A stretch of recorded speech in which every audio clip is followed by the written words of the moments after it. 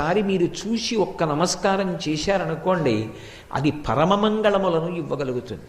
రెండు, హనుమ యొక్క ఉపాసనలో ఉన్నటువంటి అత్యద్భుతమైన విషయం, ప్రతిరోజు హనుమ యొక్క ముఖాన్ని ఎవరు చూస్తారో, ఎవరు ఆయనకి నమస్కారం చేస్తారో అటువంటి వారి యొక్క అజ్ఞానము తొలగిపోతుంది.